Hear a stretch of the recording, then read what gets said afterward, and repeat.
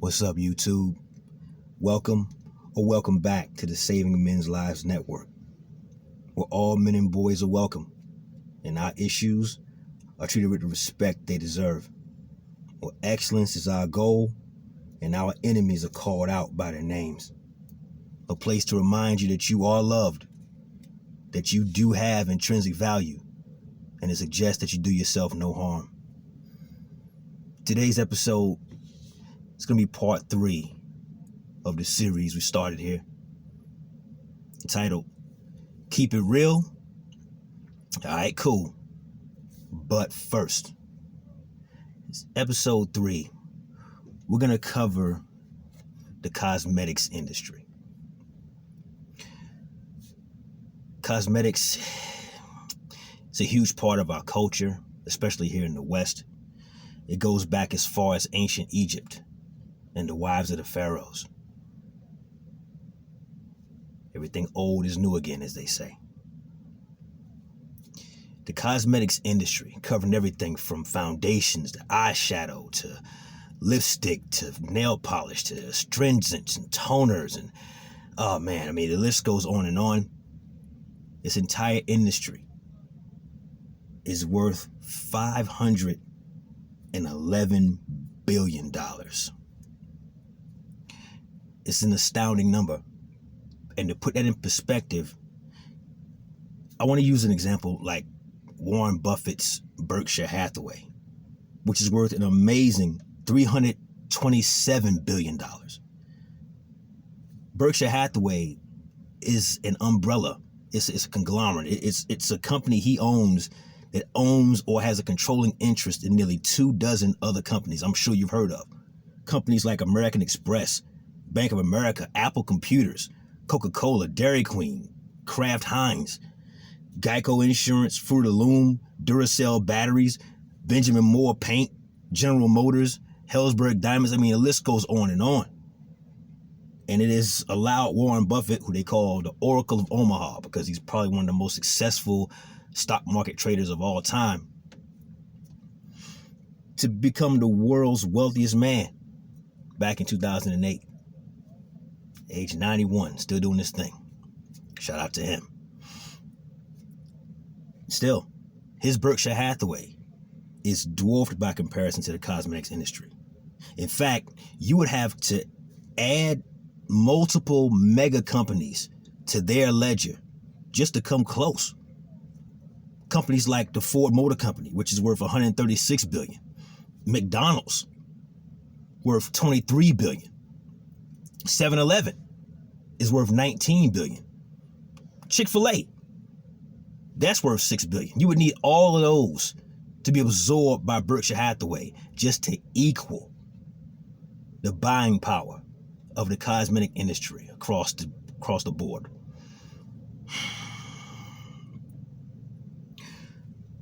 This is so much money, gentlemen, that if the cosmetics industry was a country, it'd be the richest country in Africa. Or it would be the 9th wealthiest Asian nation, right ahead of Thailand, which is a tourist paradise, and right behind both Iran and Saudi Arabia, which are 2 oil-producing nations. Now look, I don't disapprove of all cosmetics. I personally think women wear way too much of them. More on that in a minute. But I'm not opposed to the entire industry as a whole. I personally like when girls wear lip gloss. I don't mind fingernail polish.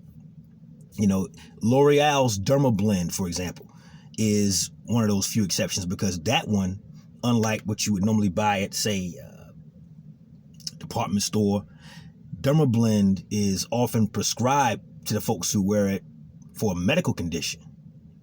People who have port wine birthmarks or some type of scarring or whatever from surgery.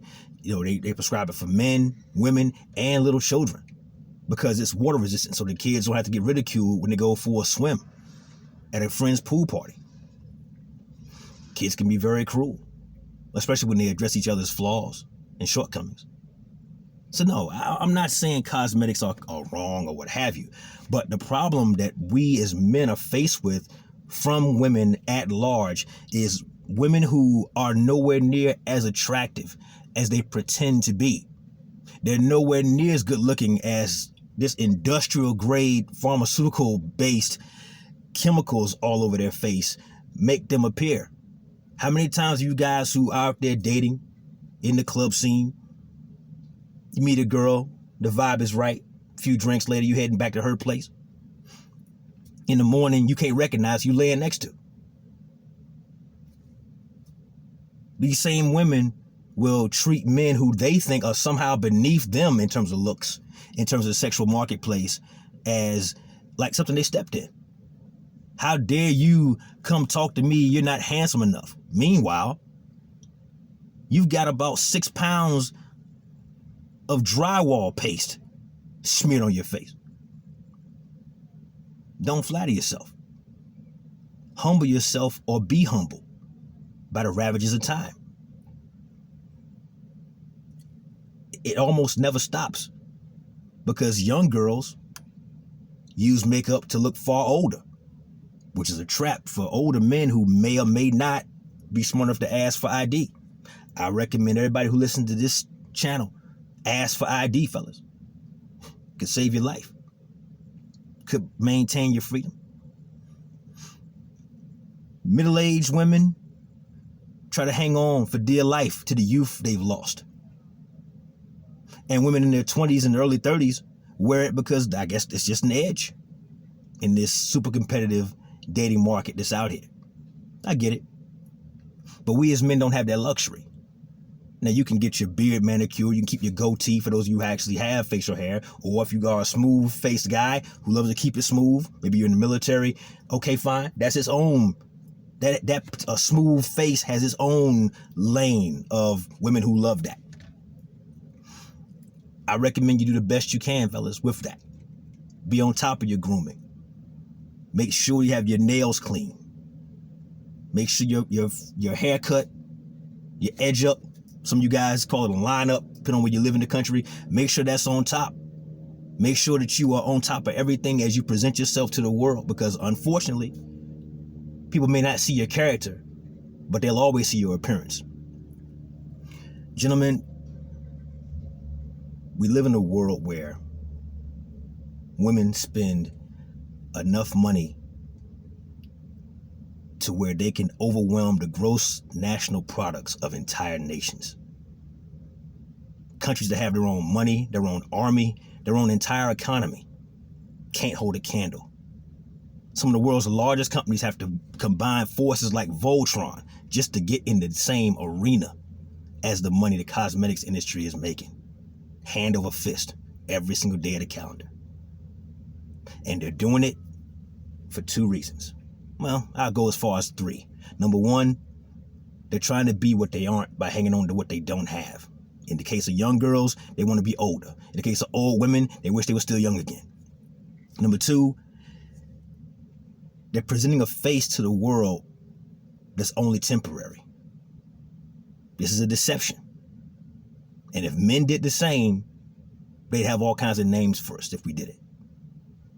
And number 3, it's just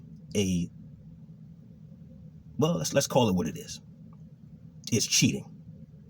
It's cheating at the sexual marketplace. Because women who don't look as good as they present themselves can catch the eye of a man above her station. And before he realizes that he's been hoodwinked, she just might get him deep enough to where he'll invest in her. Emotionally, sexually, but most importantly, financially. Be on your guard, gentlemen.